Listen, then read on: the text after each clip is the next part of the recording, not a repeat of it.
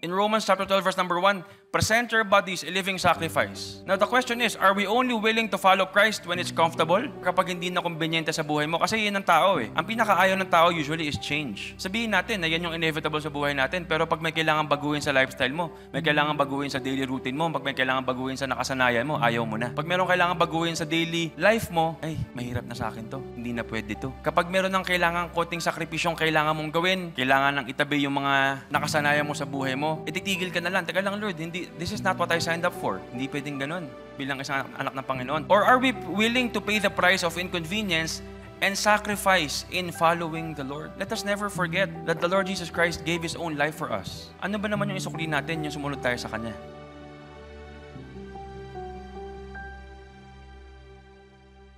Luke chapter 9, 57 to 62. Kung nandiyan na po kayo, please say amen. Basahin po natin sabay-sabay, verse 57, ready, begin. And it came to pass that as they went in the way, a certain man said unto him, Lord, I will follow thee whithersoever thou goest. And Jesus said unto him, Foxes have holes, and birds of the air have nests, but the Son of Man hath not where to lay his head. And he said unto another, Follow me. But he said, Lord, suffer me first to go and bury my father. Jesus said unto him, Let the dead bury their dead, but go thou and preach the kingdom of God. And another also said, Lord, I will follow thee, but let me first go bid them farewell, which are at home at my house.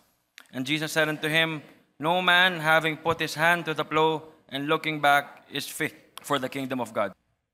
2025 is I believe, a very special and a very memorable year for the MBBE. Amen?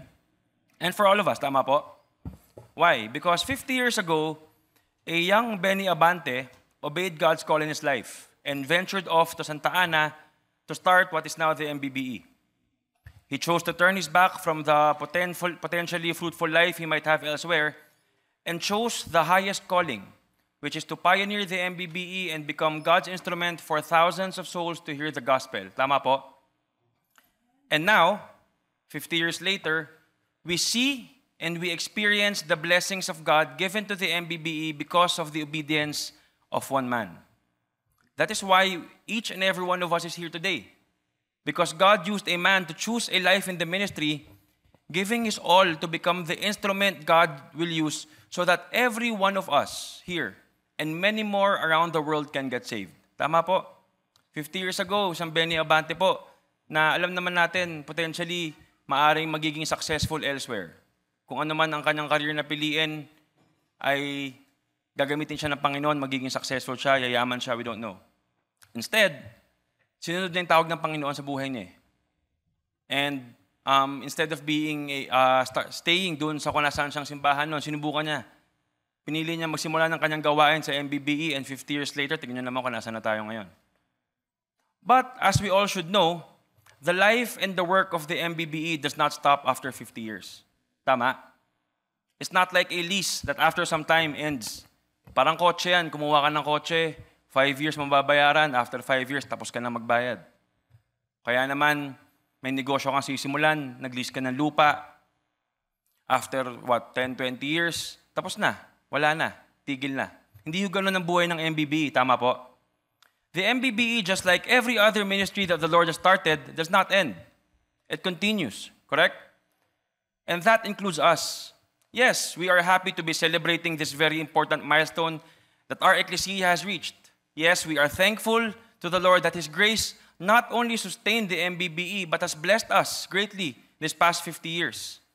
Yes, we are blessed to be given the opportunity to become blessing to other ecclesias because in its 50 years of existence, MBBE has become a role model to churches also. And also, our pastors become a pastor of pastors, being a big influence to other men of God and very instrumental in the growth of their churches. Lahat po yun maganda. All of those are good. But the MBBE's work, our work and our mission does not stop. All of us are given the challenge and the mandate that after 50 years, the MBBE will continue to be a light so that others may know the saving knowledge of Jesus Christ. Amen? Also, not only does the MBBE celebrate its golden year, but also the Baptist Youth Impact. The BYI, which is also started by our beloved Tate, was actually the first ministry that was used by God to reach the students that became our pioneer members. Nandiyan po si Tito Tommy, si Tita Dulce, si Mama, yung iba po nasa langit na. That would eventually become the MBBE now. And this June 12, papaalala ko lang po, no? June 12, the BYI will be having our Foundation Day. And alam ko po, our young people have been preparing to make that day very memorable for all BYIers, past and present. Amen, BYI? Naghahanda na po yung mga yan. Kaya sana po, sa June 12, lahat po tayo nandito. Holiday naman yun eh. Di ba? That is why when we had the BYI camp last April, ang theme po ng BYI camp was no turning back. Basically, ang ibig sabihin niyan, kapag ikaw bilang isang tao, meron ka ng desisyon, nag-decide ka na, wala nang atrasan. Tama? That we will stand by our decision, maninindigan tayo sa kung ano napili natin, or sa mas simpleng definition, apelido namin. Abante lang tayo. Amen? That means that if we decide that we will not turn back from our decision, our only path from now on is forward. Ibig sabihin nun, kung hindi ka na babalik sa decision mo, kung maninindigan ka, diretso or abante lang ang pwede mong galaw. But we also need to realize that choosing to stand firm, choosing to not turn back, or standing by your decision and moving forward are two different things. Much like in the life of every believer, the believer's journey was never meant to be stagnant. Many of us, we remain stuck. Not because of persecution, not because of failure, but because of there are things that we ourselves allow to hinder us from moving forward. Marami sa atin, nahihirapan tayong gumalaw sa ating buhay bilang isang mananampalataya. Hindi dahil persecuted tayo or nagfe-fail ka, pero kasi mayroong mga factors sa buhay natin na yun mismo ang pumipigil. Tayo rin yung may kagagawan, tayo din yung may kasalanan. And in the passage we read, we see three individuals in conversation with the Lord Jesus, each revealing a common hindrance that keeps many from moving forward. So today, ngayong hapon po, tignan natin yung tatlong possible factors or reasons that is keeping a believer from moving forward. Unang-una, what is that? Convenience.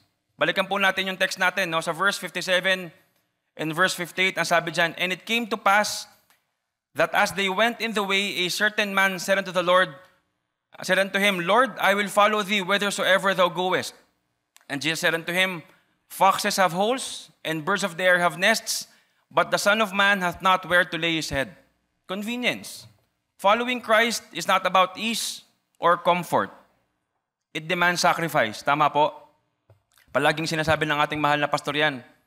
Nakaakibat ng pagsunod mo sa Panginoon, lagi may kasamang sakripisyo yan.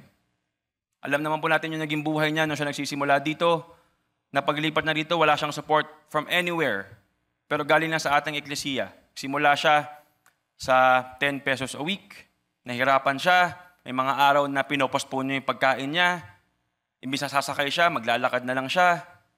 Gagawin niya lahat yun. Nagsakripisyo siya araw-araw hanggang sa pagpalain ng Panginoon ng ating eklesiya at pagpalain siya. Tama po. Ganon din ang buhay natin eh. Bilang isang mananampalataya, hindi pwedeng laging convenience lang. May kasamang sakripisyo yan. And you know, eagerness for service is not enough. We are told that we should count the cost. Kaya nga sa verse, pag binasa mo, nung sinabi ng tao na, Lord, I will follow thee whithersoever thou goest. Sabi ng Panginoon, foxes have holes, and birds of the air have nests, but the Son of Man hath not where to lay his head. Jesus did not respond with encouragement. He responded with a warning about the difficulty of the road ahead. And see, the thing is, now sa buhay natin bilang isang mananampalataya, especially in our ecclesia, ito na po siguro yung pinaka-convenient na time bilang isang Kristiyano. Tama po? Bakit? Look at our building. Very beautiful.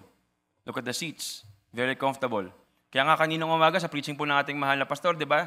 Nag-remind siya sa bawat isa, bawal gumamit ng cellphone. Ano nangyari? Maraming nakakatulog. Komportable tayo dito eh. Tama? Wala na tayong persecution. Hindi naman tayo pinaghihirapan ng mga kasamahan natin. Hindi naman bawal sa ating bansa na magsamba sa Panginoon. Very convenient. It's very easy. Kaya pag dumating yung pagkakataon na magsilbi tayo sa Panginoon, pag binibigyan tayo ng pagkakataon sa iba't ibang ministries na i-offer sa atin para maging part tayo, kapag nagiging outside of our comfort zone na, nagiging mas mahirap na para sa atin, nahihirapan na rin tayong sumunod. I have to admit, guilty rin po ako dyan. I have to admit that this message also is hitting me. Why? Kasi kapag nasanay ka sa convenience, ang hirap nang bumalik. Di ba? Isa po sa mga bagay-bagay na sinabi sa amin na naging reason kung bakit yung bagong alkalde ng Maynila, yung mayor-elect po na nanalo ngayon, kung bakit daw siya lumalaban bilang mayor. Kasi pagtapos niyang matalo bilang presidente, tumaas na yung standard of living nila. At hindi na sila willing na bumalik sa dati.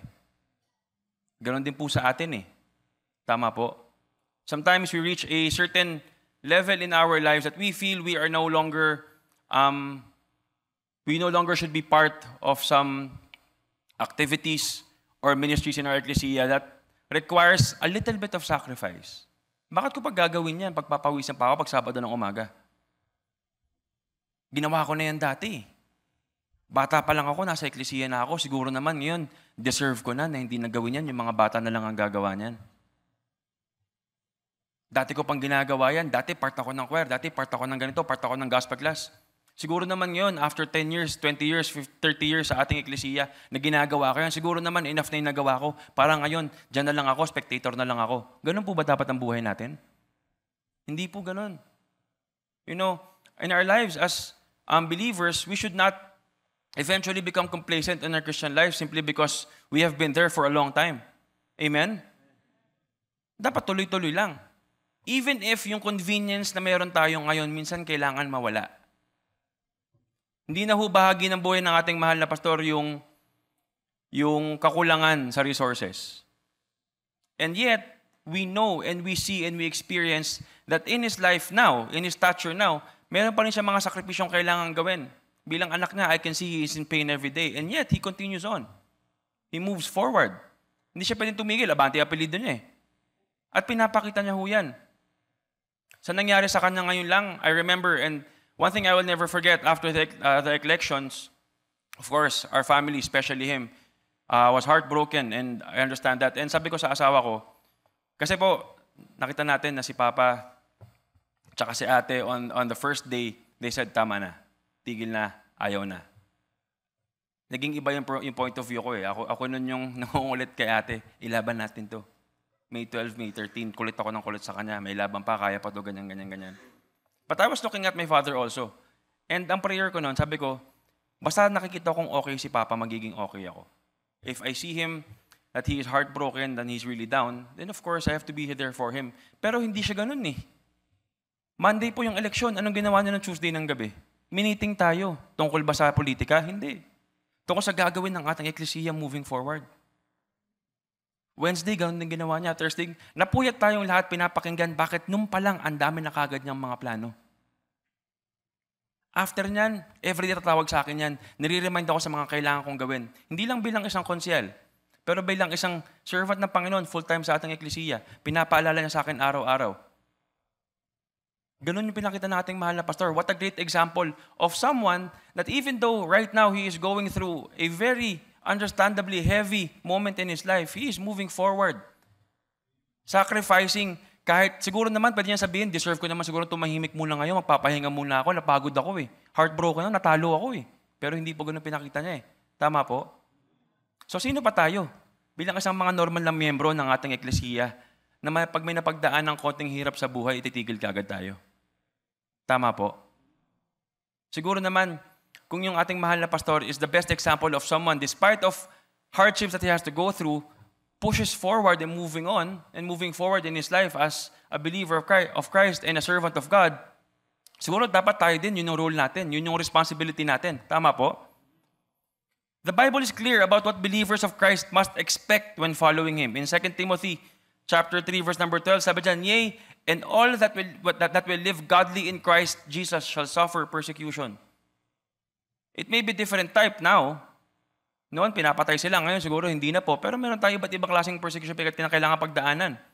In Matthew chapter 16, verse 24, if any man will come after me, let him deny himself and take up his cross and follow me. We all have our cross to bear.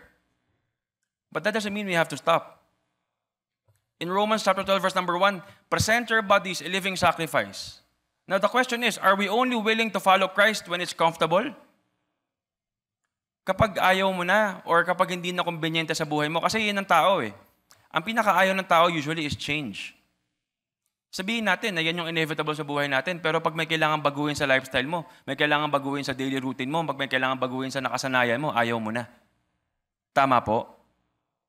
Pag meron kailangan baguhin sa daily life mo, ay, mahirap na sa akin to. Hindi na pwede to. Kapag meron ng kailangan konting sakripisyong kailangan mong gawin, kailangan nang itabi yung mga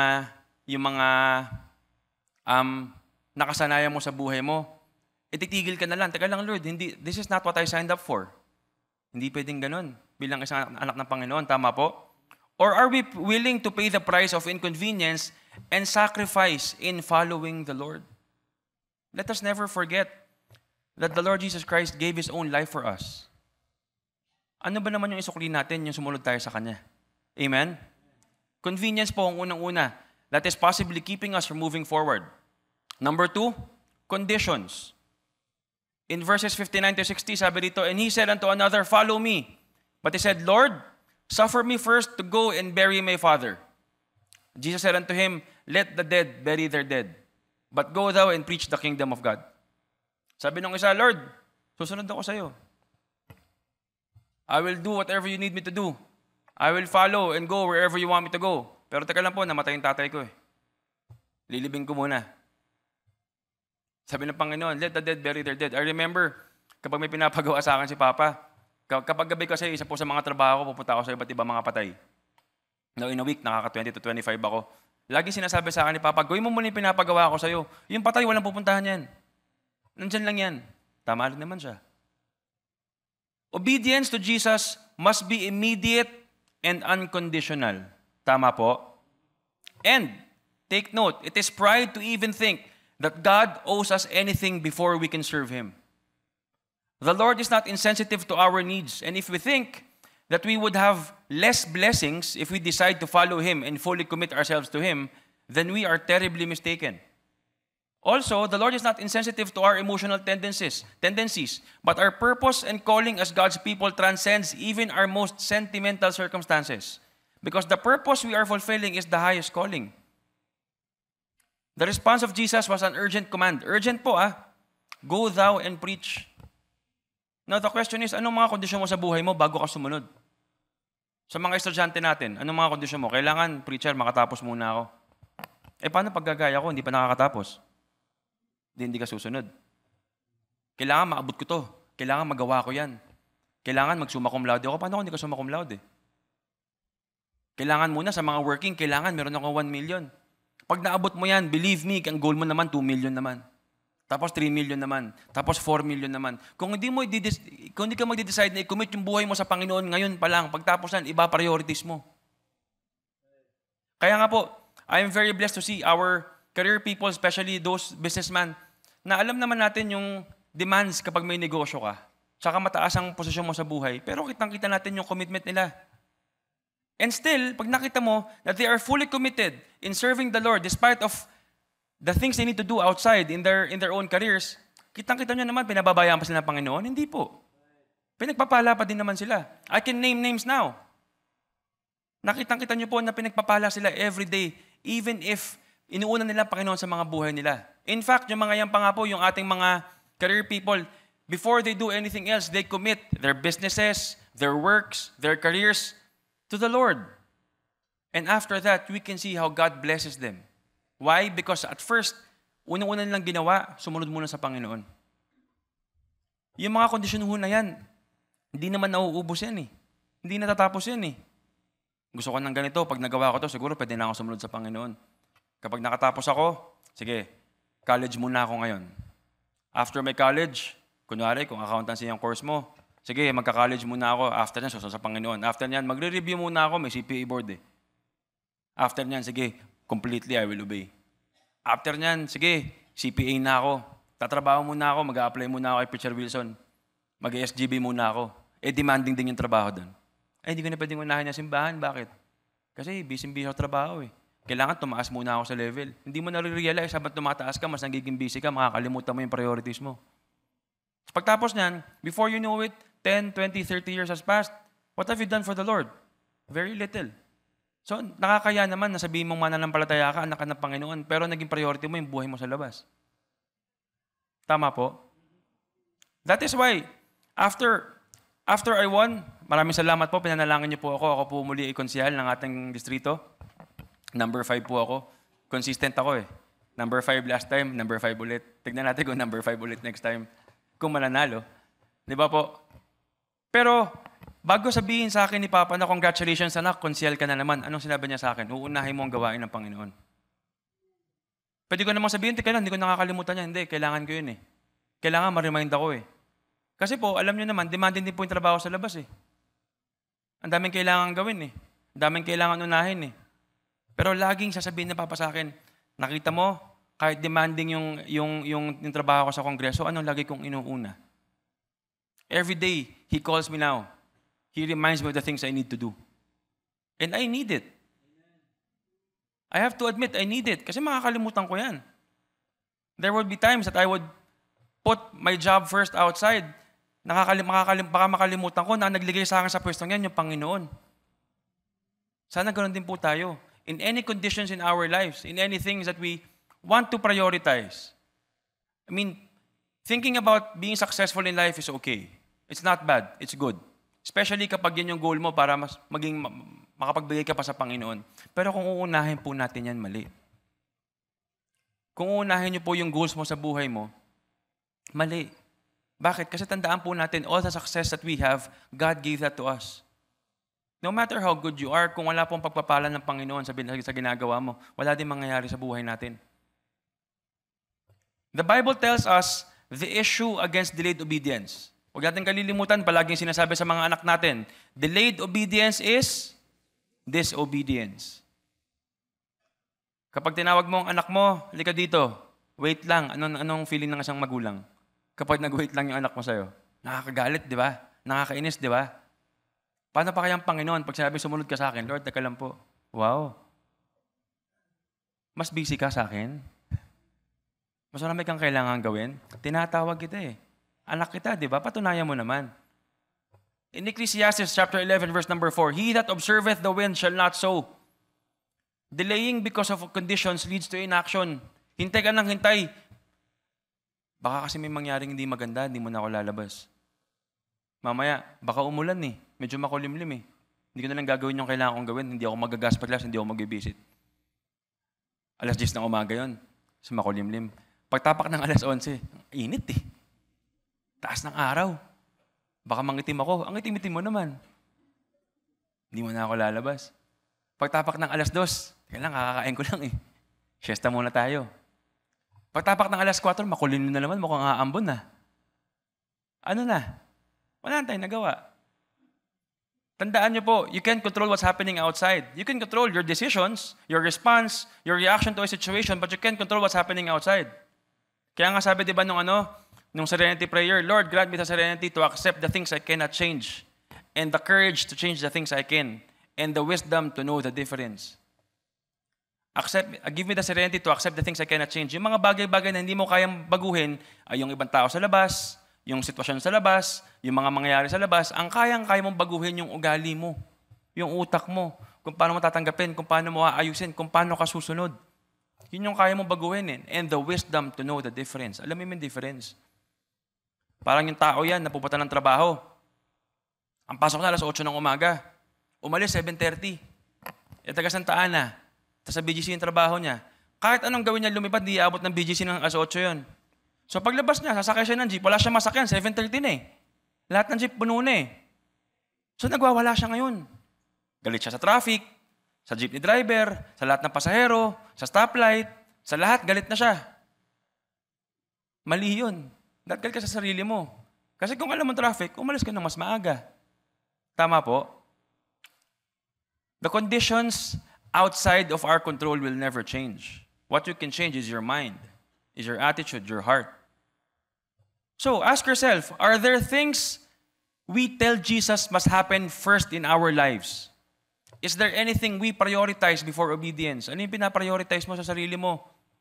Bago ka sumunod sa Panginoon, Lord, before I obey you, give me this first. Tapos pag binigay ng Panginoon, Lord, give me this one next. Tuloy-tuloy po yan. And if we have conditions before we obey God in our lives, we will never do anything. Number 1 is convenience. Number 2, conditions. And number 3, last na po ito, connections. Ito yung medyo mabigat. Sabi sa verse 61 and 62, and another also said, Lord, I will follow thee. Lord, susunod ako sa iyo. But let me first go bid them farewell, which are at home at my house. And Jesus said unto him, no man, having put his hand to the plow and looking back, is fit for the kingdom of God. Ang magsasaka po, ang tawag doon? Yung araro. Di ba? Pag nag-aararo ang isang magsasaka, kailangan harap lang ang tingin niya eh. Bakit? Kasi pag lumingon siya, ano mangyayari? Tabi-tabingi na. Pangit naman kung magdatanim ka at pag anong-ganon yung tanim mo. Ano may design. Di ba? Dahil Gen Z ka, kailangan zigzag. Susunod ako sa iyo, Panginoon, pero teka lang po, may mga bagay-bagay sa nakaraan ko na kailangan ko munang balikan saglit. Divided loyalties and emotional ties can hinder full devotion to God. Looking back indicates an entanglement or a lingering attachment to the past or to people who may pull us back. Now, the Lord's challenge is for us to be resolved with a decision we have determined to make for Him. Alam niyo po lahat na naging buhay ko. Hindi ko sekreto yan. Hindi ko na kailangan pang ikwento ulit. Pero isa sa mga bagay na nahirapan ako dati, kaya hindi ako nagbabago, kasi akala ko, kaya kong harapin yung nakaraan ko and still move forward in my life. So when I completely decided to follow the Lord, the first thing I did was forget my past. Yung mga taong kailangan kong kalimutan, binura ko muna yan. Yung mga tao na kailangan kong, na alam ko namang hindi makakatulong sa akin, kailangan kalimutan ko sila. Kasi ang hirap nun eh. Yung may mga bagahe kang daladalas, maglalakad ka paharap. Subukan niyo po. Yung may humihila sa yung nakaraan mo. Your past life. Parang yung ano yan, yung magpapapayat. Sino man nagpapapayat dito? Taas ang kamay. Dati po, I used to be 250 pounds.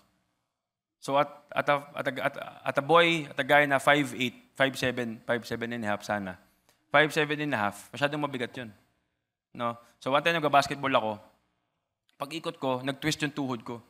Nagpa-check up ako, sabi ng doktor sa akin, it's your weight. Ha? It's your weight. So anong kailangan kong bawasan muna? Sige, papapayat ako. Bawasan mo yung kanin. Ay, wag ka na magkanin masyado. Naku, patay. Ang Pilipino pa naman, pag walang kanin, umiiyak. Kakain kang adobo, walang kanin. Di ba? Kakain ka sinigang, walang kanin. Hirap, di ba? Gagawa ka ng tosino sa almusal mo, tapos isasangag mo yung kanin sa may tosino. Sarap po, di ba? Wala na, huwag nang papayat. Mahirap po eh. Yung may mga bagay-bagay na pipigil sa'yo sa mga kailangan mong gawin. And we have to admit, if we are not careful, the things in the past may pull us back. The people in the past who will not help us in moving forward for the Lord, let me be clear, for the Lord, they will keep us from doing it. Isa po, sa mga problema ng addict. No, may mga addict, pag nasa rehab ka, hindi na ako gagamit ulit. Paglabas ko, kahit kaharapan mo ko ng drugs, kayang-kaya kong hindihan yan. Huwag kayong maniniwala doon. Bakit? Kasi ang addict, may mga kilala po akong addict, 10 years, 20 years nang sober yan. Pag hinarapan mo ng drugs sa harapan nila, balik kagad yan, full-blown relapse. Bakit? Nakaraan mo yun eh. Yun yung kahinaan mo eh. Doon ka nasira eh. Bakit mo babalikan? Hindi naman ho tayo baboy na pagtapos yung suka, babalikan mo yung sukas, kakainin mo ulit. Tama po? So, we have connections in the past that will pull us back. The first thing we should know is identify it. Yung mga tao, yung sitwasyon, yung lugar, isa-isahin natin yan. I had to be specific for myself, for my family. Kasi kung hindi ho talaga ako magbabago. Ano yung mga bagay-bagay na meron tayo before tayo naging anak ng Diyos? Na minsan binabalikan natin. Palagi tayong pinapaalala natin, mahal na pastor. Ano yung mga bagay-bagay na yan? Kapag huyan, akala natin matibay na tayo, meron tayong mga kahinaan. All of us are weak at some point. We're human, after all. So if we are not careful, those connections in the past can keep us from moving forward for the Lord. Consider how these verses address the matter of turning back from what has been determined to be pursued. Sabi sa Philippians chapter 3, 13 and 14, forgetting those things which are behind and reaching forth unto those things which are before. Kalimutan na natin yung nakaraan. Kalimutan na natin yung mga taong hindi makakatulong sa atin. Kung naging member ka ng eklesiya, meron kang karelasyon na hindi naman member ng church, sa tingin mo makakatulong siya sa'yo. Kung may trabaho ka na hindi mo mabitawan, bakit? Maganda yung sahod. Kaso nga lang, yung mga pinapagawa sa'yo, hindi naman dapat. Or hindi naman makakatulong in your life as a Christian. What do? Do you not let it go? In Genesis chapter 19, verse 26, but his wife looked back, yung asawa po ni Lot, kung naalala ninyo, but his wife looked back and she became a pillar of salt. Yun, hindi pa nga nahihila yun, lumingon pa lang yun eh. Ikaw din, magiging asin ka. In Matthew chapter 10, verse 37, he that loveth father or mother more than me is not worthy of me. The Bible tells us that a good soldier of Christ should not be entangled with the affairs of this life. You see, if your connections in the past or your connections that is holding you back, if you put it first, kaysa yung pagsunod mo sa Panginoon, maghihirapan tayo sumunod. Kasi uunahin mo yun eh. Yun yung magiging kondisyon mo sa buhay mo para hindi sumunod eh. Yun yung ipaprioritize mo eh. You know, one of the things that I need to do now, kahit makasalubong ko yung mga kaibigan ko, alam ko hindi makakatulong sa akin, kalilimutan ko sila, hindi ko na kailangan pansinin. Madali po ba yun? Hindi. Siyempre, naging kaibigan mo at some point in your life eh. But you have to let it go. Sabi nga ng Frozen, let it go. Pasensya na po, may bata po sa bahay, pinapanood yan eh. Kalimutan na natin. Those connections will not help us in moving forward for the Lord. Amen? Those are the things that will keep us from reaching our full potential and being able to commit our lives fully, dedicating our lives fully to the Lord. In conclusion, bilis, di ba? All or nothing. The Lord is not interested in partial commitment.